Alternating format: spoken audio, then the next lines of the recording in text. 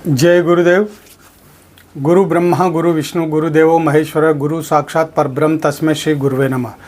ओम बालार्क मंडलाभासां चतुर्बाहुं त्रिलोचनां पाशांकुशवराभीतिर्धारयन्तीं शिवां भजे। या देवी सर्वभूतेषु मातृरूपेण संस्थिता लक्ष्मीरूपेण संस्थिता शक्तिरूपेण संस्थिता नमस्तस्यै नमस्तस्यै नमस्तस्यै नमो नमः। प्रिय दोस्तों नमस्कार। सिद्ध साधनाएं चैनल पर मैं आप सबका हार्दिक स्वागत करता हूं, अभिनंदन करता हूं। आशा करता हूं आप राजी खुशी से होंगे, कुशल मंगल से होंगे। आप सबकी कुशलता की कामना मैं माँ भगवती से, माता महाकाली से हमेशा करता हूं। आप सुखी रहें, निरोग रहें, धन धान्य से परिपूर्ण रहें। आपके जीवन में किसी प्रकार की कोई संकट, किसी प्रकार की बाधाएँ, किसी प्रकार की परेशानियाँ कभी भी न आए। दोस्तों इस वीडियो में मैं आपको बताने जा रहा हूँ एक बहुत ही शानदार और बेहतरीन तंत्र के बारे में। चंदन आप जानते हैं, चंदन का पेड़ होता है और चंदन को हम तिलक लगाने में काम में लेते हैं। और चंदन की और भी कई सारे कार्य हैं।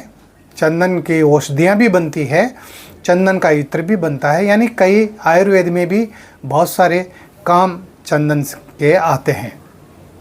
तो चंदन का तंत्र में किस प्रकार से प्रयोग किया जाता है और कौन कौन से तंत्र हैं, कौन कौन सी ऐसी समस्याएं हैं जिनको चंदन तंत्र प्रयोग के द्वारा आप समाप्त कर सकते हैं। तो वीडियो बहुत खास होने जा रहा है, पूरा देखें, स्किप न करें। चैनल पर नए हो तो चैनल को सब्सक्राइब करें, लाइक करें, अपने दोस्तों में ज़्यादा से ज़्यादा शेयर करें। बेल आइकन को प्रेस करके ऑल पर क्लिक करने से आपको हमारे वीडियो का नोटिफिकेशन तुरंत प्राप्त हो जाएगा। इसके साथ ही आप जो है ज्वाइन के बटन को दबाकर हमारे चैनल के स्थायी सदस्य भी बन सकते हैं। दोस्तों जैसा कि मैं कहता हूं और वीडियोज़ में मैं बताता हूं, तंत्र का क्षेत्र बहुत विशाल है, बहुत व्यापक है। तंत्र के मुकाबले मंत्रों का और यंत्रों का भी क्षेत्र नहीं है, तंत्र सबसे ज़्यादा है। तो तंत्र अपना काम करते हैं, अगर इनको पूरी तरह से सिद्ध किया जाए, तंत्र को की जो विधि है उस विधियों से अगर इनको सिद्ध किया जाता है ना, तो ये पूरी तरह से काम करते हैं, 100% काम करते हैं। और हमारे घरों में तो हमारी माताएं बहनें भी जो है तंत्रों को जानती है। हाँ, कई प्रकार के तंत्रों को वो जानती है और वह करती है। तो तंत्र प्रभावशाली तो हैं ही, लेकिन ये समस्याओं को जल्दी ख़त्म कर देते हैं, जल्दी समाप्त कर देते हैं, बशर्ते कि इनको पूरी ईमानदारी से किया जाए, पूरे समर्पण, पूरे श्रद्धा भाव से। और इनके प्रति आपका पूरा श्रद्धा भाव होना चाहिए, इनके प्रति आप दृढ़ निश्चय होना चाहिए, आपके मन में दृढ़ इच्छा होनी चाहिए और ये निश्चय होना चाहिए कि मैं इस तंत्र को करके ही छोड़ूंगा, इस प्रयोग को मैं करके ही छोड़ूंगा, चाहे वो कोई भी हो, यंत्र हो या मंत्र हो या सिद्धियां हो, साधनाएं हो। जब तक विल पावर मजबूत नहीं होती है, विल पावर स्ट्रांग नहीं होती है, तब तक कोई भी कार्य सफल नहीं होते हैं। साधनाओं के क्षेत्र में भी विल पावर काम करती है। जितनी श्रद्धा आपकी होगी, जितना समर्पण आपका होगा अपने गुरु के प्रति, अपने साधनाओं के प्रति, अपने प्रयोगों के प्रति, उतनी ही जल्दी ये सिद्ध होते हैं, सफल होते हैं। तो मैं जो बताने जा रहा हूँ आपको कि चंदन जो है, ये चंदन के वृक्ष होते हैं, चंदन वन भी हैं और ये हर जगह प्राप्त हो जाता है। ये सफ़ेद भी होता है, लाल भी होता है, दोनों प्रकार का होता है और ये दोनों ही काम करते हैं। आपको लाल चंदन मिल जाए तो आप उसका प्रयोग कर सकते हैं, आपको सफ़ेद चंदन मिल जाए तो आप उसका प्रयोग कर सकते हैं। तो इसके बहुत ज़बरदस्त प्रयोग हैं जिनको मैं आपको एक एक करके अब इस वीडियो में बताने जा रहा हूँ। इसमें कोई पैसा खर्च नहीं होता। हालांकि आपको एक चंदन का छोटा सा टुकड़ा जो 20, 40, 50, 60 रुपये का मिल जाएगा पंसारी की दुकान पर या किराने की दुकान पर, आप वहाँ से ख़रीद सकते हैं और उसको काम में ले सकते हैं, है ना। तो ये सब जगह उपलब्ध है। तो इसके क्या क्या खास खास प्रयोग हैं वो मैं आपको बताने जा रहा हूँ, आप ध्यान से सुने। अगर आप आर्थिक रूप से परेशान हैं, आपकी आर्थिक दृष्टि से आप कमज़ोर हैं और पैसा कमाने के बावजूद भी आपके घर में रिद्धि सिद्धि नहीं है, माता लक्ष्मी की कृपा नहीं है, तो उसके लिए आप इस प्रयोग को कर सकते हैं और ये बहुत ही बेहतरीन प्रयोग है। आप जो है पूर्णिमा से शुरू करें और पूर्णिमा के दिन आप माता लक्ष्मी का जो फोटो है, जो चित्र है, जो फ्रेम में मड़ा हुआ होना चाहिए, आप उसकी संक्षिप्त पूजा करें। स्नान करा के तिलक लगाएं, अक्षत चढ़ाएं, पुष्प चढ़ाएं। तिलक आपको चंदन का लगाना है, तो एक पत्थर की शिला पर आप चंदन को घिस लें। चंदन को घिसे आप गंगा जल में या गुलाब जल में, और अगर ये दोनों वस्तुएं आपके पास में उपलब्ध नहीं है तो आप साफ स्वच्छ पानी में भी चंदन घिस सकते हैं। तो आप जो है जब चंदन घिसने लगे उस समय आप इस मंत्र को लगातार बोलते जाएं। मंत्र इस प्रकार है, ओम नमः कमलवासिन्ये स्वाहा, ओम नमः कमलवासिन्ये स्वाहा, ओम नमः कमलवासिन्ये स्वाहा। इस मंत्र को आप लगातार बोलते हुए और चंदन को घिसें और फिर उसी चंदन का आप जो है माता लक्ष्मी के तिलक लगाएं, टीका करें। और इस तरह से आप जो है प्रतिदिन करें, रोज़ाना करें, यानी रोज़ाना का आप नियम बनाएं। आप सोचें कि एक दिन में ही जो है मैं धन धान्य से परिपूर्ण हो जाऊंगा, तो ऐसा नहीं होता है ना। आपको रोज़ाना ये क्रिया करनी पड़ेगी। आप अपने पूजा स्थान पर इस तरह का एक परमानेंट नियम बना ले, आप ये प्रयोग कीजिए, आपको इसमें लाभ होगा। आर्थिक दृष्टि से आप जो है सक्षम हो जाएंगे, सुदृढ़ हो जाएंगे।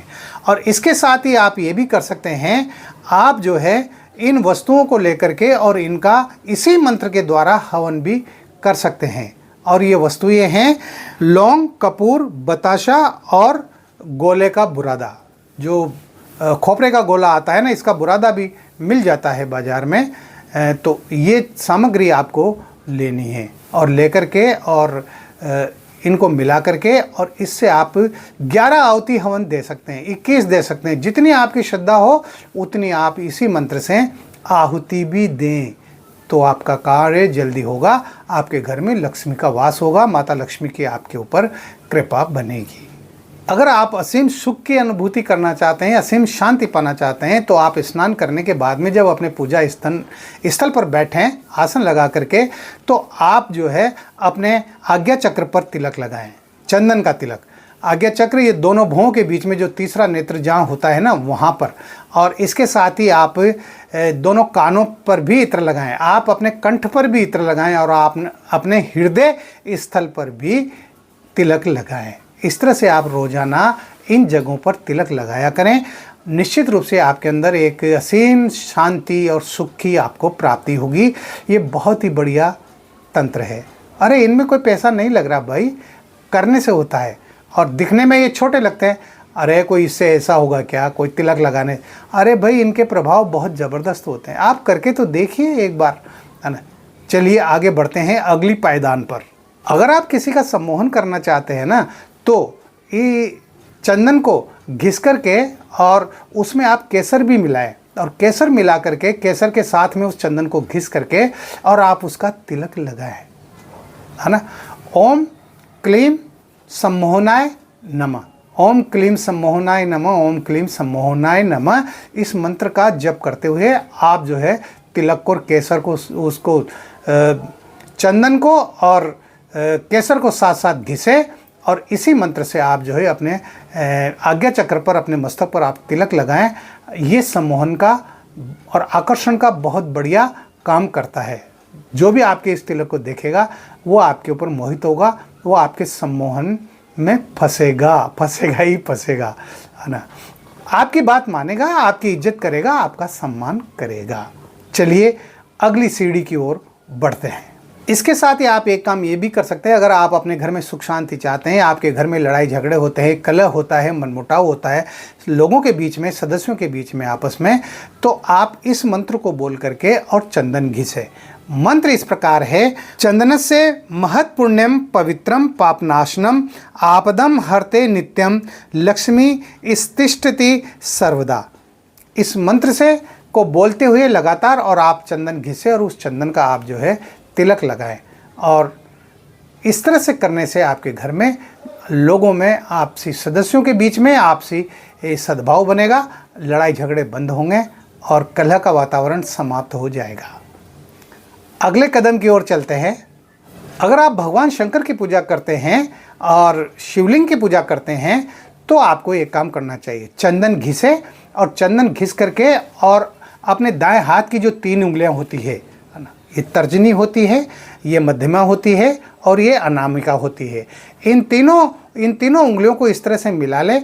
मिलाने के बाद में आप चंदन पर इस तरह से जो है लेकर के उंगलियों में और दाएं से बाएं आप शिवलिंग पर तिलक करें और ओम नमः शिवाय मंत्र का जप करें।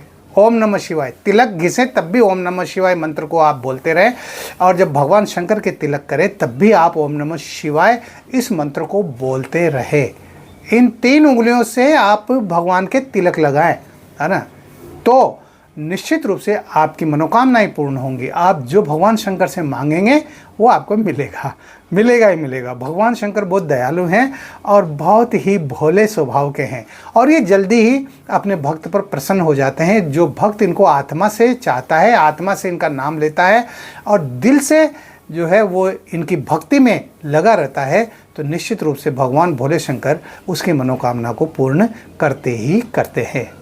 चलिए अगला तंत्र प्रयोग क्या है वो मैं आपको बता देता हूँ। अगर आप या आपकी पत्नी कोई नया आभूषण धारण करते हैं, जैसे अंगूठी है, चैन है, गले का हार है, या पायजेब है, या जो भी आभूषण है, औरतों के तो बहुत सारे आभूषण होते हैं, तो नया आभूषण आप बाजार से खरीद के लाते हैं और आप उसको धारण करते हैं ना, तो धारण करने से पहले आप क्या करें, सफ़ेद चंदन का घोल बनाएं और घोल बना करके उसमें उस आभूषण को 24 घंटे के लिए रख दें। उस सफ़ेद चंदन के घोल में 24 घंटे रखने के बाद में उसको बाहर निकालें, साफ पानी से, स्वच्छ पानी से उसको धोएं और उसके बाद 2 अगरबत्ती लगा करके और आप उस आभूषण को धारण करें, चाहे पुरुष हो या महिला हो। ऐसा करने से वो आभूषण आपके लिए शुभ होगा, शुभदायक होगा, फलदायक होगा। बहुत शानदार तंत्र है। अब इसका मैं आखिरी तंत्र प्रयोग बता रहा हूँ। वैसे तो इसके बहुत सारे तंत्र प्रयोग हैं, लेकिन मैं कुछ खास तंत्र प्रयोगों का ही आपको बताने जा रहा हूँ। तो अब इसका आखिरी तंत्र प्रयोग क्या है, अब वो ध्यान से सुनिए।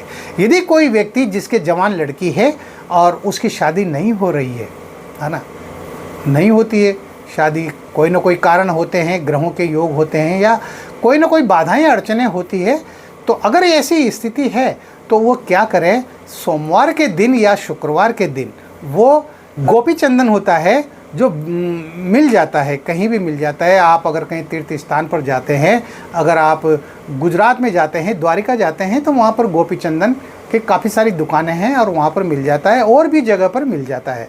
तो गोपी चंदन आप खरीद के लाए, उसके 7 टुकड़े आप जो है एक सफ़ेद धागे में बांध लें। सफ़ेद धागे में बांध करके सोमवार या शुक्रवार के दिन उसको जो है आप केले के वृक्ष पर बांध करके, और आप जब अपनी लड़की के संबंध के लिए जाएंगे तो निश्चित रूप से संबंध हो जाएगा। बिना बोले, बिना किसी को जानकारी दिए ये प्रयोग करना है। यानी तंत्र के जो प्रयोग होते हैं ना, वो चुपचाप होते हैं। चाहे कोई भी प्रयोग हो, वो चुपचाप होते हैं। वो स्वयं के अलावा किसी को पता नहीं चलना चाहिए, और किसी से इनका जिक्र भी नहीं करना चाहिए कि मैं ये मंत्र सिद्ध कर रहा हूँ, मैं ये साधना कर रहा हूँ, मैं ये तंत्र प्रयोग कर रहा हूँ, मैं ये यंत्र बना रहा हूँ। ये बातें किसी के साथ शेयर नहीं की जाती है, वरना यंत्र मंत्र तंत्र ये काम नहीं करते हैं, सिद्धियाँ विफल हो जाती है। इनका आप जिक्र केवल अपने गुरु से कर सकते हैं, गुरु के अलावा और किसी से नहीं करना चाहिए। अपनी पत्नी से भी नहीं, अपने कोई खास दोस्त हो तो उससे भी नहीं करना चाहिए। इस बात का भी आप हमेशा ध्यान रखें। इस तरह से मैंने आपको एक बहुत ही शानदार प्रयोग बताया है जो आपको करना चाहिए। चंदन हर जगह उपलब्ध है, इसमें तो कोई ज़्यादा पैसा भी नहीं लग रहा भाई। 50-60 रुपये का जो है चंदन का टुकड़ा आ जाता है, और वो तो काफ़ी लंबा चलता है, काफ़ी काम करता है ना। तो इसलिए आप इन प्रयोगों को कीजिए और अपने जीवन को सुदृढ़ बनाइए। देखें कब कौन सा उपाय आपकी ज़िंदगी को बदल दे, कुछ नहीं कहा जा सकता। तो दोस्तों, इस वीडियो में इतना ही। मिलते हैं अगली वीडियो में नई जानकारी के साथ, नए प्रयोगों के साथ। तब तक बने रहिए सिद्ध साधनाएं चैनल पर, जो आपका अपना है। किसी भी प्रकार की कोई बात है, कोई दिक्कत है, कोई परेशानी है, तो आप जो आपने वीडियो के बीच में व्हाट्सएप नंबर देखे हैं, उन पर आप मुझे मैसेज कर सकते हैं, उन पर आप मुझे कॉल कर सकते हैं, और मैं कोशिश करूँगा आपकी समस्याओं का समाधान करने की, है ना, कोशिश करूँगा, है ना। तो आप खुश रहें, प्रसन्न रहें, हंसते रहें, मुस्कुराते रहें। जय गुरुदेव।